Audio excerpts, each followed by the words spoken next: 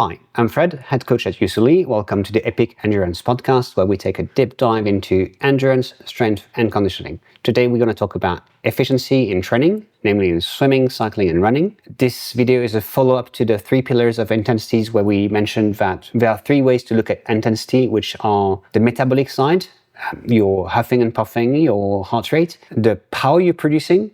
Power, for a lot of people, very obvious in cycling, maybe not so obvious in running and swimming, but it's possible to look at the amount of forces that you're using, and then your speed or pace, which is often the goal into performance sport. Now, the ratio between work and speed is often pretty obvious. In cycling means being more aerodynamic, means lowering your rolling resistance. So aerodynamic, if you can lower the amount of air and air drag that you're creating when you're cycling, then you can go faster at the same power. If your tires are bad or deflated, or if there are issues on the ground, then that can make you a little slower. Obviously, environmental condition like going uphill or wind can affect this efficiency. That would be pretty much the same in running or in swimming, environmental condition, obviously. But mechanics in swimming, if your stroke is pretty bad, then even though you're using a lot of power, then most of it is not directed in the proper way. Now, we have ways also in swimming to look at this efficiency, to look at apply forces in different directions and quantify how much of this power is being utilized to move you forward. What we find is in swimming, a lot of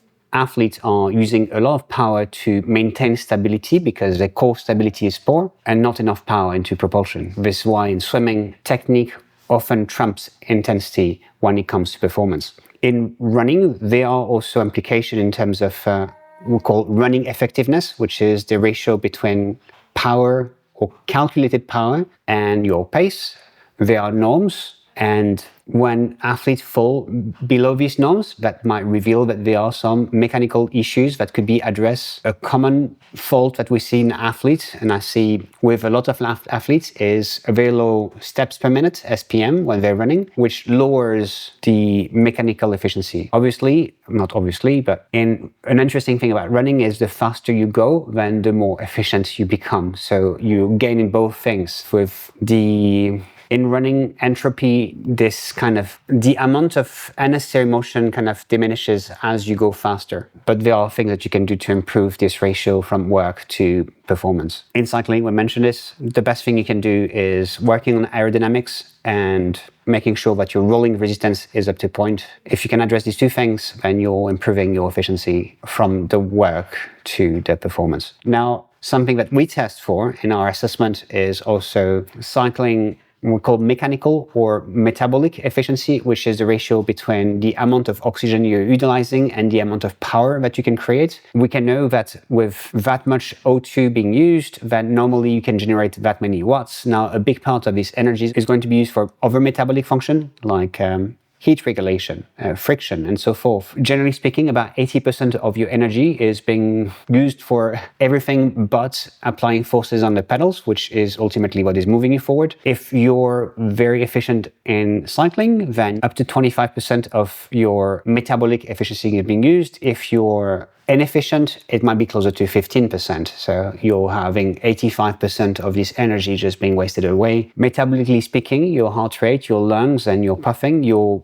producing the same energy, but you're able only to export and utilize on the pedal just 15% of that. So when you think in cycling, often when you produce 200 watts on your bike computers, you're actually often making about 800 plus watts, give or take, depending on your efficiency. This number, this metabolic/mechanical efficiency, can be improved with training and will also differ at different intensities. Now, in my case, I've lost quite a bit of fitness in the last 12 months, gained a bit of weight. The weight gain has lowered my VO2 max, my maximal oxygen uptake, but also has affected my metabolic efficiencies at higher intensities. What we see and what I've seen with a lot of aging athletes is their efficiency does not always drop at lower intensities that are close to the aerobic threshold, to zone 2, In my specific case, I tested myself about 4 days ago, and my efficiency at the aerobic threshold was pretty good, but my efficiency close to my anaerobic threshold was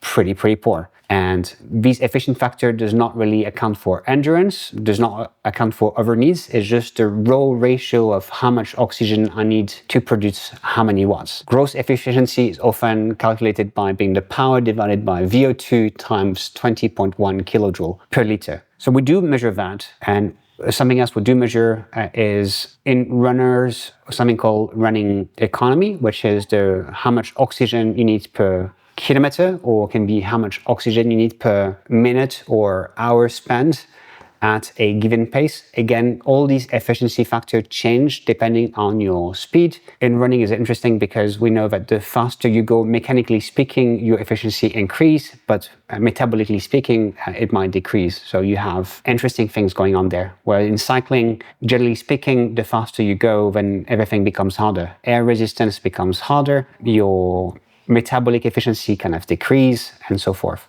In swimming, it's going to be also a bit like in cycling.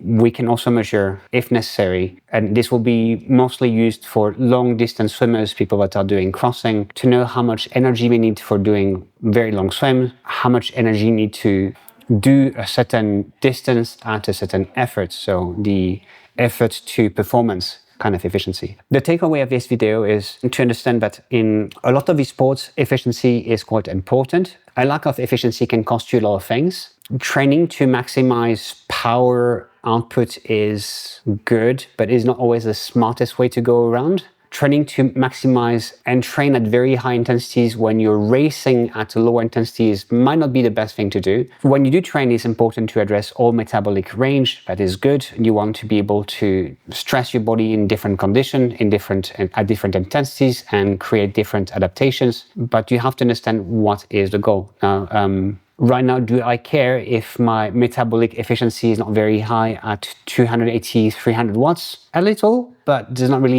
does it impact me racing? Not really. I will not be racing at 300 watts. I wish I was, but I cannot. Improving my VO2 max and lowering my weight, bringing back to normal weight might be great things to do.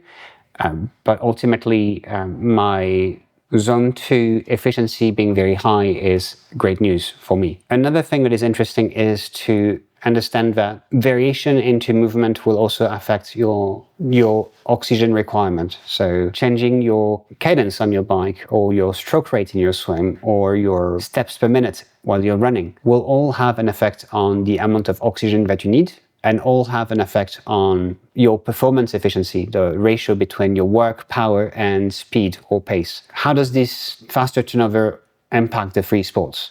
In cycling, generally speaking, a faster cadence will lower O2 costs and probably allow more blood flow to pass through the muscle. There are also things, your posture might also affect how oxygen is being transported, and very aerial position in a TT bars might also, your hip angle affect it a little bit and then reduce the amount of blood flow. So these are different things, but they do affect this efficiency.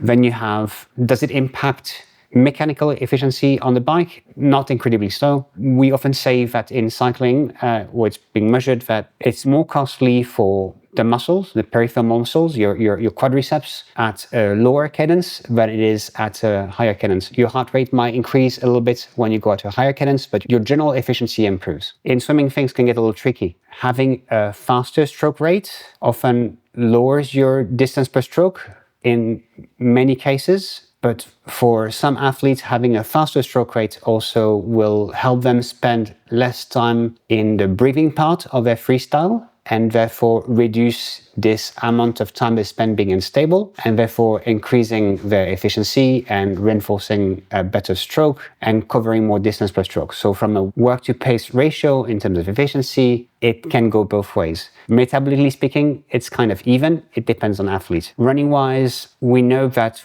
a higher cadence, a higher SPM, steps per minute, will generally improve your performance efficiency work to pace by decreasing contact time, by improving leg stiffness, so your leg will act a bit more like a spring. The cost of O2 is generally also lower when you have a slightly higher SPM up to a certain point. The consensus is being between 175 to 185 steps per minute for most people at work. For shorter athletes tend to go a little higher. I've seen athletes that are being very efficient at around 190 steps per minute. And then for certain distance or different paces, then it changes again. You'll find that sprinters have a much higher steps per minute, and they are extremely efficient from power to pace. Again, what I call the performance efficiency. And they often disregard whatever it costs them in terms of O2 because they are doing this for a couple of seconds.